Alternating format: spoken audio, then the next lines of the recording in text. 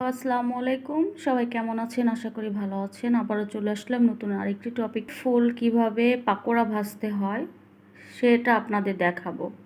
তো এই পর্যন্ত সঙ্গেই থাকুন। ফুলটিকে আমরা সাইজ করে নিব। ফুলের ভিতরে যে রেণুটা থাকে এটা ফেলে দিব এবং এটা খুব সুন্দর করে এখান থেকে আমরা ছোট করে নিব। ডাঁটাটা আমরা ফেলে দিব।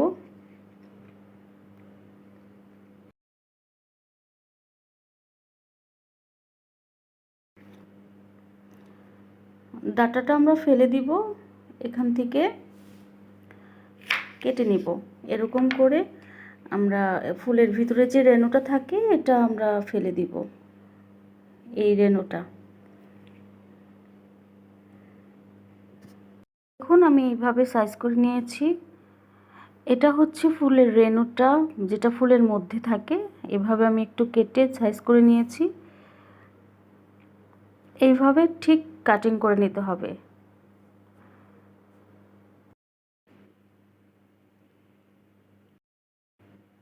ঠিক এইভাবে কাটিং করে নিতে হবে। মাঝখানে ফুলের মাঝখানে যে রেণুটা থাকে সেটাও আমি বের করে নিয়েছি এবং গোড়ার এখান থেকে একটু কেটে সাইজ করে নিয়েছি। সেম এইভাবেই আপনারা ফুলটাকে পরিষ্কার করে নেবেন। এইভাবে ফুলগুলোকে আমি পরিষ্কার করে নিয়েছি।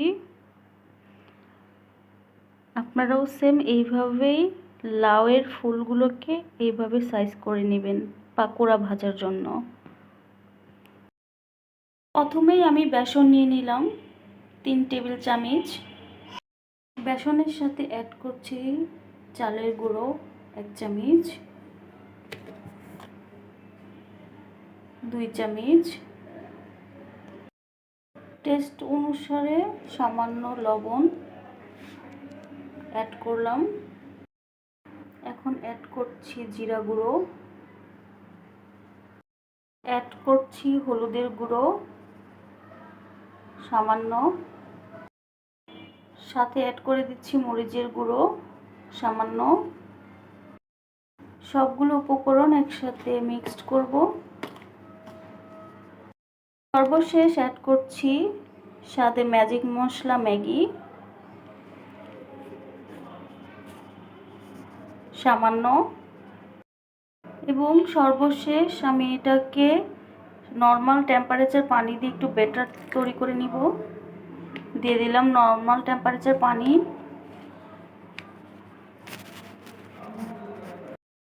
ঠিক এরকম একটি ব্যাটার তৈরি করে নিব, বেশি পাতলাও না বেশি ঘনও না, এরকম ঘনত্বটা থাকবে। ব্যাটারটা সেম এরকম থাকবে। মতো প্যানে তেল নিয়ে নিলাম, সয়াবিন তেল ভাজার জন্য। পর কুমড়ো ফুলটাকে এই ব্যাটারের মধ্যে সুন্দর করে একটু মাখিয়ে নিয়ে তেলের মধ্যে দিয়ে দিব।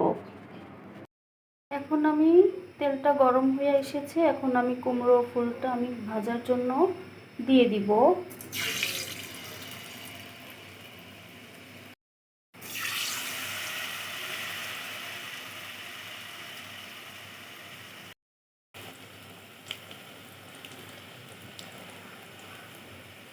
এভাবে আমি এক এক করে ফুলগুলো ভেজে নিব পাকোড়া। হয়ে গেল কুমড়ো ফুলের পাকোড়া। এইটা হচ্ছে ফাইনাল লুক। তো সবাই বাসায় ট্রাই করবেন এবং সুইটি ফার্নেস জার্নির চ্যানেলের সঙ্গেই থাকবেন। আল্লাহ হাফেজ।